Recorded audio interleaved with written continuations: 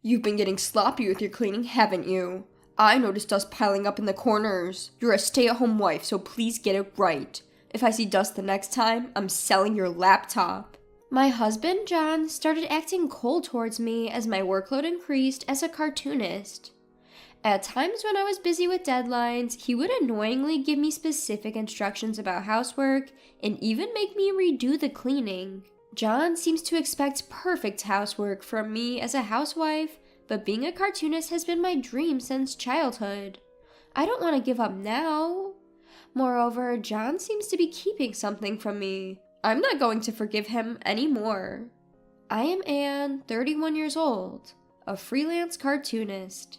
I draw essay-style cartoons and work diligently during the breaks between housework, being a working housewife. John, who's 35, and I registered our marriage 6 years ago on the condition that I would become a full-time housewife. 2 years into our marriage, both of my parents passed away, and we started living in the house I inherited as an only child.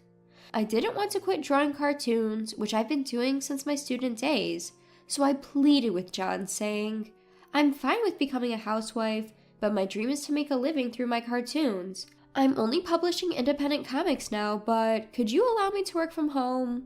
He told me it sounded like a hobby, but gave me his approval, so I continued drawing after marriage. However, 6 months ago, a magazine editor noticed the cartoon that I had published on my site, and I started getting a 2-page, 4-panel cartoon in a monthly magazine. Since then, I started receiving more offers, drawing cartoons and illustrations, and my days have been busy. But when I told John about it, he openly looked disgusted. You're getting carried away, aren't you? You're supposed to be a housewife first, and your cartoons are just a hobby, right? I bet your pay is like a child's allowance, isn't it? Why are you saying things like that? I know you don't read or like cartoons, John, but I've always dreamed of becoming a cartoonist. It's a small job, sure, but since I'm getting paid, I'm a professional. Don't say things like that. But when I argued back, John became even more upset. You're living off of me, and you have the audacity to talk back. If you have complaints, start earning more than me. I was left speechless. I often earn around $600 a month, but I try not to take on too much work because of him. Furthermore, John is always saying things like, You've been getting sloppy with your cleaning, haven't you? I noticed dust piling up in the corners. You're a stay-at-home wife, so please get it right.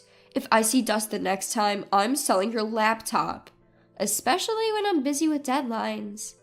Even though I know he's not serious, it scares me. In the end, I spend time cleaning and sometimes miss my deadlines.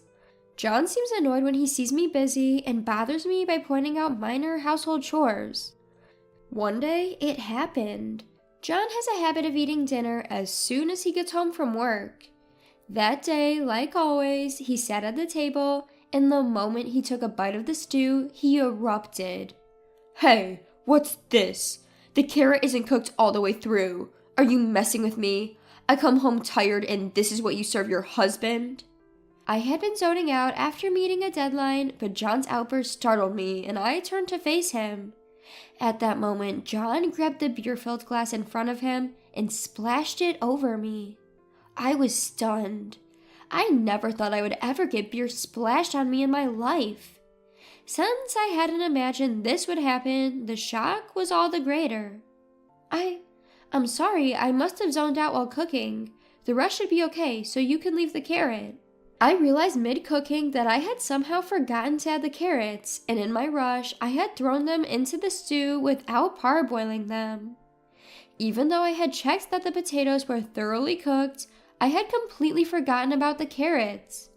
I usually don't make such mistakes. I felt pathetic. It seems that John could not forgive this mistake more than I had thought.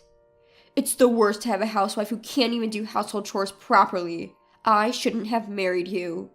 John said that, got up from his seat, and started to leave the dining room. I chased after John in a hurry, and he headed for the bedroom. Where are you going? I'm leaving the house until you reflect on what you've done. What? I stood there bewildered as John packed his belongings into a travel bag and really left. I chased after him, but when John got to the nearest station, he got into a taxi and went somewhere. No matter how many times I called, he didn't answer, and he didn't even read the apology text I sent him. I collapsed on the spot and burst into tears. At that moment, I felt a tap on my shoulder. When I turned around, there stood Mr. Tom, John's boss. In fact, I used to work at the same company as John until we got married. Mr. Tom was my boss, and he had enthusiastically trained me when I first joined the company. Mr. Tom? I've become a section manager now. It's been a while, hasn't it? Since your wedding? Why are you crying? You smell like alcohol. Did you go drinking with your apron? Hello, I'm embarrassed to say this, but I had a fight with John. Ah, that guy. He can be condescending sometimes. It's bearable when he's a bit annoying at work, but I bet living together as a married couple, it's irritating, right? Mr. Tom said that and gave me a bright, cheerful smile. How many times had this smile saved me when I made a mistake at work in the past? Mr. Tom and I decided to stop by a nearby diner to chat. So, why were you crying? Well, it's my fault. I messed up with the cooking today. I tried to make a stew, but the carrots weren't cooked well, and I upset John. Haha, is that it? My wife is pretty much the same. When things like this happen, we just accept it as it is. Getting angry won't do any good, you know? I like that perspective. As I said this, a smile broke out as we talked. So, you two didn't have a fight when drinking out then? No, the reason I smell of beer is because John got angry about the cooking and splashed beer on me. I ran to the train station thinking I had dried off, but I still smell, don't I? I took a sniff of my clothes. Even if you're told you smell of alcohol, it's hard to tell for sure yourself. What? He splashed beer over you just because you messed up a little with the cooking? That John, something's not right with him. I didn't like the guy from the start, but I can't believe he'd do such a thing to his wife. Mr. Tom was genuinely angry, as if he'd been the one who had beer splashed on him. That somehow made me happy. So, why did you come to this station? You must have run all the way here in your apron. Is it another John-related issue? Yeah, John acted weird, called me a lazy wife, and left the house saying he wouldn't come back until I reflected on my actions. I chased after him and ended up here at the station, but he took a cab and just left. I was at a loss. Mr. Tom's face, which had been angry until now, suddenly became stiff. After a moment of silence, he said, I can't tell you right now, but I have a bad feeling about this. I'll do some digging on John too. And there might be something John left behind at home. You might want to look around. I didn't understand what he meant, but I nodded and we disbanded for the day. Mr. Tom escorted me home. Following Mr. Tom's advice, I checked John's often used shelves and rummaged through John's clothes, where I found a hotel points card in the pocket of his pants. The card showed it had been used quite recently, around noon on a Saturday when he claimed he had to work. This led me to be sure that John was cheating on me, and I suddenly remembered something I had completely forgotten. It was something we talked about before getting married. We had agreed it would be handy if we could locate each other's phones using GPS in case one of us lost ours. We researched together and installed a special app for locating devices, which I had completely forgotten about. I launched the app and entered the password and discovered that John was in a rather surprising place. He was at a famous tourist spot. It was a well-known dating spot, and I couldn't imagine he would go there all alone. I assumed that John was on a trip with his mistress and decided to act on that assumption. The next day, I called the company and asked to speak to Mr. Tom. Mr. Tom, thank you for yesterday. No problem. Was there something? Is it possible that John didn't come to work today? Mr. Tom was silent for a while, but after letting out a long sigh, he said, Yes. He's on a paid leave for the next 4 days. I thought as much. I don't like to say it, but he's probably... Yes, I understand, but this gives me some clarity. Thank you. After hanging up, I made a resolution and left the house. I had been thinking about it. If John ever betrayed me, this is what I would do. After finishing my task, I called another person. "Hello, it's been a while." The person on the other end spoke to me in a bright voice, but as soon as I started talking about John, they sided with me. I hung up the phone feeling reassured, believing that things would surely move in a favorable direction. The next day, along with some people, I went to the location indicated by John's smartphone GPS. It was right inside a resort hotel near a famous tourist spot. Right now, he seemed to be outside the hotel, with the GPS indicating he was near the beach. John turned pale the moment he saw my face. With a smirk, I aimed my phone at John and rapidly clicked pictures to get a two-shot with the girl in her early 20s standing next to him. By the way, I had been taking photos since 30 minutes ago when John was applying suntan oil to this woman in a bikini.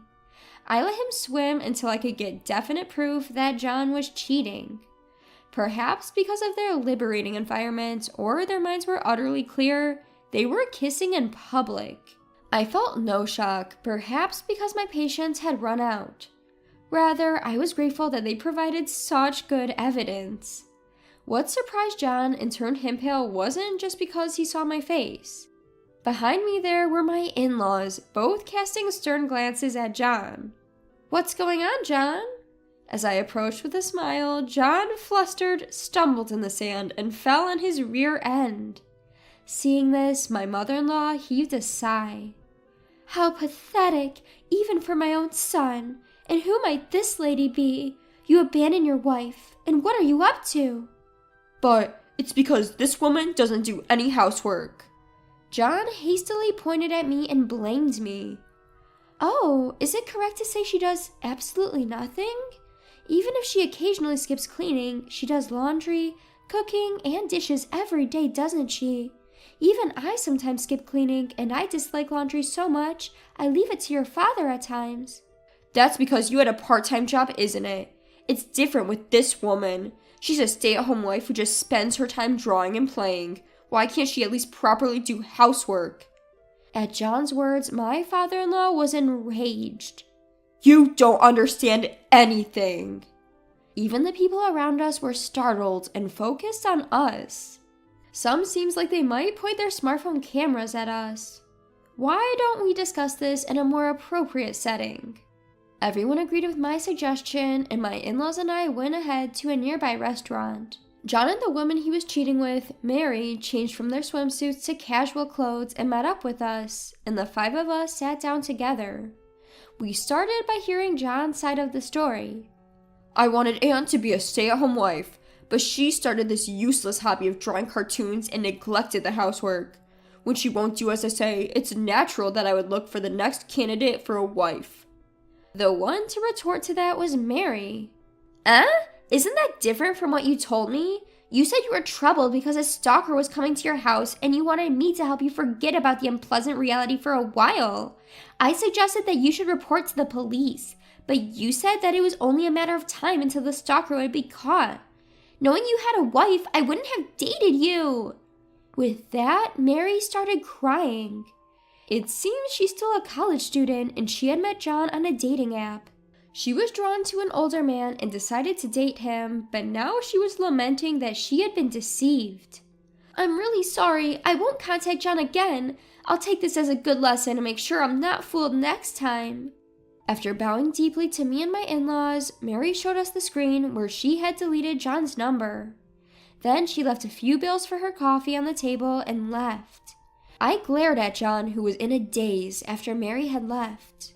"It's natural that I won't do exactly as you say. I have my own feelings and circumstances. I'm not a robot you can control. Running off to have an affair just because things aren't going well is despicable." John seemed to want to say something, but my father-in-law spoke first. "You still seem dissatisfied, huh? But I'm the one who's earning and feeding Anne, aren't I? Anne should respect me as the breadwinner." John was shaking with anger, but my father-in-law spoke to him calmly. "You're still just like a child. Just because things aren't going your way, you're throwing tantrums just like a toddler. Accept Anne's wishes as they are. There's nothing more for us to tell you." His in-laws then got up, took the check, and headed to the register. John and I were left alone, and I too had nothing more to say to him. "John, I've been offered a serial comic strip in a magazine." John, who was a complete change from before, looked at me with a startled expression. "Oh, congratulations." "So, I can no longer be the stay-at-home wife you want. I'm sorry. I'm tired of being with you, John. I want a divorce." "I'm sorry. It was all my fault. You can draw as many comics as you want. I'll help with the housework too. I won't say arrogant things anymore." John pleaded with tears in his eyes, but I averted my gaze from him. I didn't want to see any more of my husband's pathetic figure. "I'm sorry, but that's not the problem anymore. You were looking down on me, weren't you? I thought marriage was about equal standing, but you were different, John. You thought you were superior because you were working and providing for me, right?" "No, maybe I did, but I've had a change of heart. I promise I won't make you suffer anymore. So don't say we should break up." "I've decided to sell the house we were living in. I have a relative who runs a real estate agency, and when I told them about the situation, they agreed to buy it right away. There's still some paperwork and things to do, so it's not like we can sell it right away, but it will be a lower price than if we had it brokered. But it's my house, and I can do what I want with it, right? I want to end our relationship as soon as possible. I plan to leave tomorrow. You should leave the house as soon as possible, too." With that, I got up from my seat and started walking towards the exit. Unlike the day when John had left the house, this time he was desperately chasing after me. But when I got into the car my in-laws had, my father-in-law, who was in the driver's seat, started the car the moment I slammed the door. John was chasing after us crying, but I couldn't see him anymore. After that, it seemed John didn't believe my words. When he returned from his trip and saw the house with all my belongings gone, he called me crying. Out of pity, I answered the phone one last time. "Why did you sell the house? It was our house, wasn't it?" "Why are you saying such absurd things? It's the house I inherited from my parents, remember?" "Then I should have rights to it too, right?" "Actually, there are no rights to inherited property for a spouse.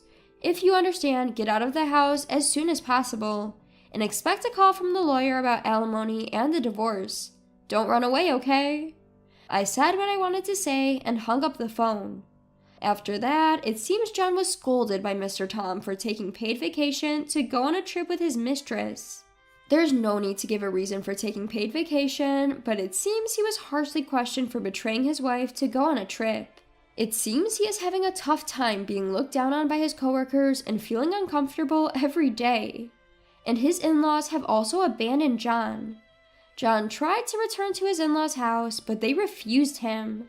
After paying alimony, John had drained his savings and started to accumulate debt. He's now living alone in a cheap apartment, incapable of properly managing household chores, and seems to be leading a disordered life. I heard about this later from Mr. Tom, but I felt nothing. As for me, I moved into a neat studio apartment and am hard at work on the draft for my serialized comic strip. It's an anthology-style comic, and I'm gathering and using various people's stories as references. The next story I'm planning to draw is themed around a husband's infidelity, and I'm considering using John as a material.